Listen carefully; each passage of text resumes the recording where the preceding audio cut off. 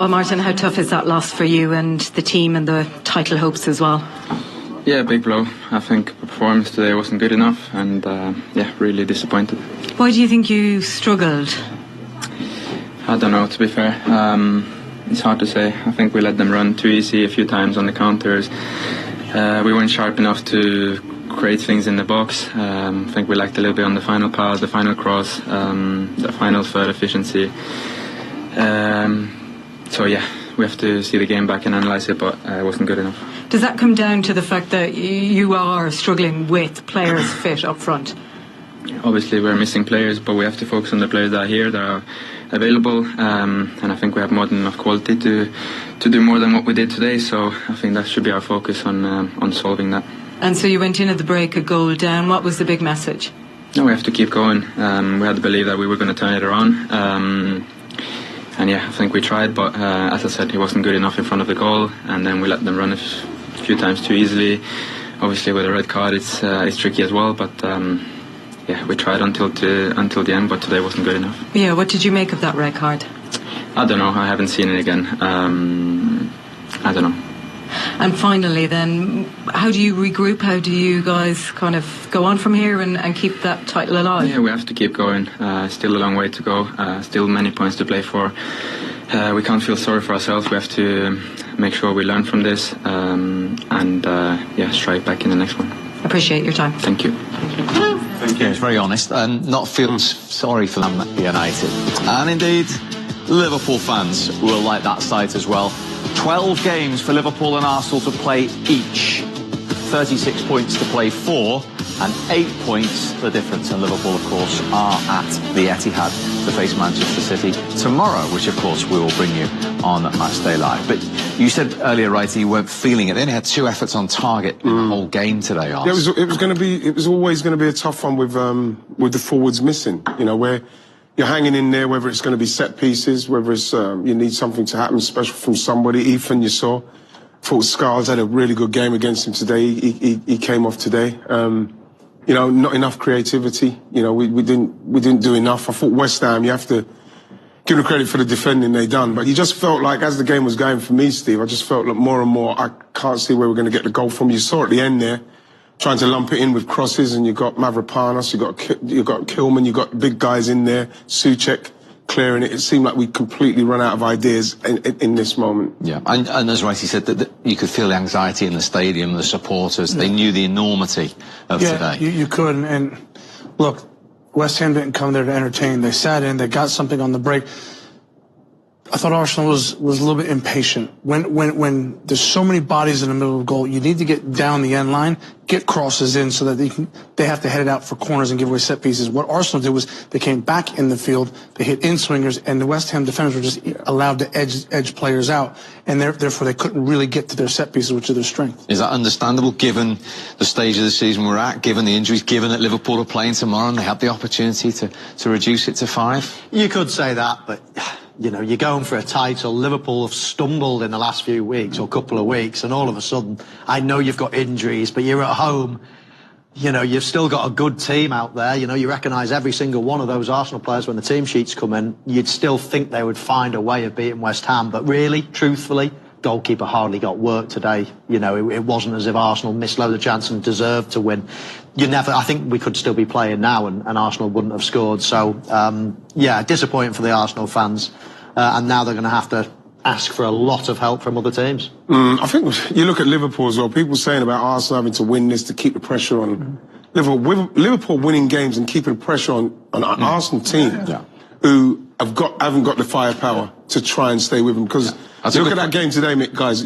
If they scored 2 West Ham, you think, where are we going to get 3 goals from? So those are the things that you're thinking about going into it. So I was a little bit down today, because I'm thinking, where's it going to come from if we go behind? Yeah. And it's exactly what's happening. That's a good point. I mean, they've stumbled a little bit in drawing games, but as we stand here now, Liverpool have still only lost 1 of 26 Premier League games. Yeah. That's the standard. Oh, absolutely. They've been absolutely brilliant this season. No one can deny that Liverpool, deserve to be at the top of the table.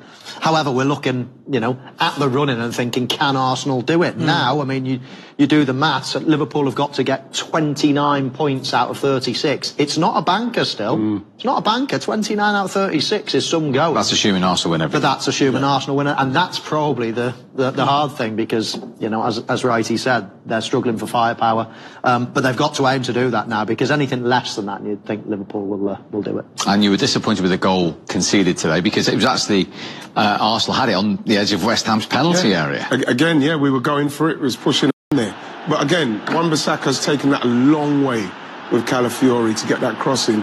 And, Bowen's gone in there unchallenged and you get punished. You get punished. Has Wright got a point there? Yeah, Declan Rice tracks the run. He checks his shoulder a bunch. He knows he's there.